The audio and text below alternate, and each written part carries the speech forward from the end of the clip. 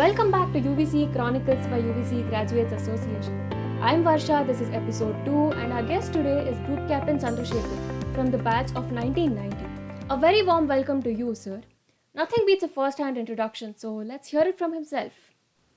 Hello, UVCians. Before I introduce myself to the fellow UVCians, my greetings to one and all on this Engineers Day, and any engineer which we will be proud of. I am Chandrasekhar, passed out from the 1990 batch from the mechanical branch. I am proud and happy to share that I am serving the nation for almost 30 years. Presently, I am serving in the rank of Group Captain in the technical branch of Indian Air Force and placed at Headquarters Training Command, Bangalore, which is located close to Make Circle. Thank you, sir. Next, we request you to share some of your memories from your time in UVC. Well, going back to the college is always a wonderful thing which can only keep talking about it. A few things which I know very fondly recollect is mechanical department, which has its own in the college, and I'm sure each one of you may accept it, and I'm very proud to say that. And the couple of things which really comes to mind is is though it's 30 years back, whatever has happened. The very fond memories or nostalgic moments of the time spent in the college, in the library.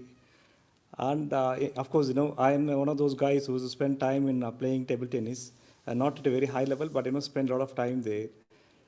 And every time I pass across UVC, of course, it's very nostalgic to, feel that, yes, I was a part of this particular institute. It's a great feeling, and to, it's like a homecoming whenever we get to see that particular place again. We're honored to have you as one of our alumni. Sir, you have the honorable job of being the group captain at the Air Force, so I must ask you to share your experiences from there. Yeah, certainly. In fact, I'll be more than happy and, to share my experiences in Indian Air Force. In fact, like as I, finished my engineering in 1990, I was very fortunate and lucky that, I happened to attend this SSP interview and I, got selected to join the Indian Air Force in the technical stream, that is 30 years back. In fact, like I'm otherwise qualified in one of the fighter aeroplanes, in the maintenance of the fighter aeroplanes. I've been working in the aircraft squadrons in the initial days of my as a flying officer or a flight lieutenant. When I was an young officer, I used to work in the squadrons, part of the aircraft maintenance activities to ensure the aircrafts go up and come back safely. And it's a great feeling every time these fighter aeroplanes go on flying and come back, and you are happy that the aircraft which you have maintained are being used effectively and efficiently as a war fighting mission. And it's not only being in Air Force means flying or part of the thing. Air Force actually makes you I would say a complete person or a personality. That's what makes a difference between a person in the civil world and anybody from the defense background. Not to say like the people in the civil world are not absolute in themselves, but yes, we in Indian Air Force or the defense forces, we get a platform to grow not only in the technical aspects of it or the professional aspects of it, and it also adds value to your life, adds value. In fact, you get to learn every day. You get to learn at various levels, and that's what is interesting and challenging. In the last 30 years, probably I would have gone across the country, serving at various appointments. I also had the honor of being, a CEO of one of the fighter bases. It gives an immense experience at that particular level to understand and appreciate how the Indian Air Force the functions in aspects of the operations, the maintenance, and administration, various aspects you really get to know. That's the great opportunity and a great learning experience and value which I imbibe. And the one important thing I really would like to mention is whenever I get a chance and opportunity, I make it a point to pass on the various traits and qualities and the leadership, the aspects of the managing various issues to the guys down below. I also have been an instructor in a MiG-20, the fighter aircraft training school, where I happen to train not only engineers, the pilots, the technicians of the fighter aeroplane. Later, I also had an opportunity to be a directing staff at one of the premier institute, that is Air Force Technical College, which is based at Bangalore, which trains the engineers who join the Indian Air Force. The basic training is provided to them. And in fact, it's a fantastic feeling to see an engineer from the civil world joins the defense forces, and how we get a chance to groom them to make an able leader of the Indian Air Force who contribute to the organization with time. So, talking of training people, we happen to know that you have a PhD in employability skills, and in the current scenario, these skills are more relevant than ever. So, could you share some insights? What must a student work on to improve one's employability skills? I'm in fact more than happy to share this particular knowledge which I happen to acquire, having done some study on this employability skills. The reason why actually this interested me is today when we see, in fact, if you try to recollect, we keep talking about unemployment far too many. Every second day we keep hearing jobs are not available. I really would not like to accept that fact job is not available. I remember a quote of Dr. APJ Kalam. In fact, he made a mention that the country does not have the problem of unemployment, but unemployability. It's very important for us to understand, there's a difference between unemployment and unemployability. It's not the jobs are not available. Jobs are very much available. The point is, do you have those skill sets what the employer is looking at? If we do not have those skill sets, then certainly then we can continue talking about it and say the jobs are not available. Today, if you look at it, almost 70% of the engineering graduates who pass out from the various institutes across the country are not employable, to say so. The reason is it's not the jobs are not available. The people are not ready, the industry ready, I would put it across, to have those skill sets what the industry is looking at. That's one of the reasons why the people are not getting employed appropriately as they finish engineering. Thank you, sir, for sharing that advice with us. So, what advice would you give to students who are aspiring to join the Air Force in specific and not just any employable, field? Okay, certainly, I would be more than happy to make a mention of that. Before that, I also would like to make a mention about what actually is not that everyone gets a chance to join the Indian Air Force. But having said that, it's also important for me to, since I made a mention about the employability skills, I need to make a mention about what are the competencies which we generally talk about, employability skills. The basic thing today, if you look at it, communication skill is one thing, which we need to have.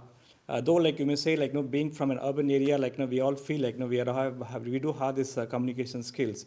But trust me, the people who come from the rural background or a semi-rural background or the faraway places, other than the lucky people who have been in, the big cities, are not able to communicate. If you're not able to communicate well, trust me, the employer who's going to give you a job, you may have the knowledge, you may have the technical base. If you're not able to communicate, if you're not able to appreciate, you're not able to, speak well, that's with the very first hurdle itself, you're losing out. So it's very, very important, I would like to make a mention, communication skills is one of the most important, competencies or the skills which is required, along with those technical skills which we, get during the engineering program. And, the question may come, sir, where do I get this communication skill from? In fact, if you look at it, it's not that, none of the colleges can make you a special program for a communication skills, but is within the given time in the college, there are various opportunities which certainly come our way. If you can make use of that, trust me, you will, acquire these particular skills with time, and you will be the one, making a difference compared to the complete set of people. And a lot of other traits which I really would like to talk about is entrepreneurship skills. In fact, today when they talk about the jobs, it's not only the thing we should try to have this particular set of skills. Uh, Attitude, attitude is one of the thing. The time management. Today, I'm sure if you ask yourself the time spent on a mobile or an unwanted activity, at least in the 10% of the time which you have spent will be an unwanted activity. If this time can be used appropriately, you will be better off than what you are. uh, the lifelong learning. People again start believing just joining an engineering college is going to get me a great job. It's not that. You need to upgrade yourself. If you don't update the knowledge, the technology is changing so vast and so fast. If you do not upgrade yourself, one is really not going to reach the heights one wants to. We spend almost 20% of our time wasting doing and activities which are not contributing to our growth on a day-to-day basis also. In fact, there's a need to analyze this particular thing and try and see how we can use this to the inelastic resource of time, which is the same for everyone. The guy who can use this time well, and I'm sure is a guy who's be more successful than others. And the attitude again, the positive attitude, the moral values which we talk about, the conflict management and the change management. These are the various competencies which we need to try and acquire. And as you about to finish your engineering, when you get into an interview, these skills will come handy to you, and the employer is certainly looking forward to see that you have these competencies or these skill sets where he can bank on you to give a job, a job which you desire. And so I request each of the students to see that these skills are honed appropriately, so that they're better off than what they are. Serving the Indian Air Force or the nation through uniform service is always a very great feeling altogether, which in fact I'm very fortunate and lucky that I'm experiencing for the last 30 years. And I continue to experience that. Having said that, today people may be thinking it as a job. I would say the Defense Forces is not a job; it's more of a service. Though it sounds nice, many may not be taking it in that aspect. Nevertheless, it is equally competitive to get into the services. The reason is there are certain qualities any organization will look at in case you need to get into that particular organization. It's not that you need to have a 90% or a 80% to get into a particular the Indian Air Force or Army, Navy. They look at the basic requirement of probably 60% of the marks they require today for you to write that entrance exam, AFCAT examination. There's a common admission test what we have to join the Indian Air Force. Once you clear that particular test, in fact, it talks about the basic engineering skills only it is speaking about. If you can clear that, then you will be called to go for an SSP, Service Selection Board. In fact, this SSP is a 5 days program. All the details of this SSP, how the SSP is conducted, and about the various schemes existing in the Indian Air Force, when to join, how to join, the procedure, everything is given. If you just go to Indian Air Force website, career prospects, Indian Air Force, you will get complete details of how the Air Force selection process is there, and how you what all you need to go through to join this thing. But having said that, if any individuals get to the level of SSP, in someone is seeking any kind of a guidance, how they're looking at, certainly in fact I'll be more than happy to share how to prepare and what is required to move forward at that stage of selection process.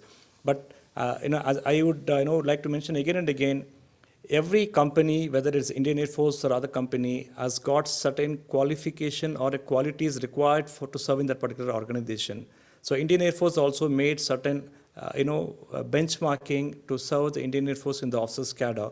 So if you have those traits, those traits are the ones which you have imbibed over a period of time, from the time what our life is all about, the attitude, the way you think, you have the skills what you have, the managerial ability, or the leadership traits, the psychologically, the various tests are conducted. They get to see how well you can be a part of the team, how well you can be a situational leader, how well in case of the crisis, how you handle people, men, these are all the various things gets checked up during the process of SSP, and there's a various tools existing for that to get tested. anything more and above required, individuals may call me up in case you get into that particular stage. I'll be more than happy to share and help those student community who are interested to join the defense forces. Sir, we are extremely grateful for all the help you have offered.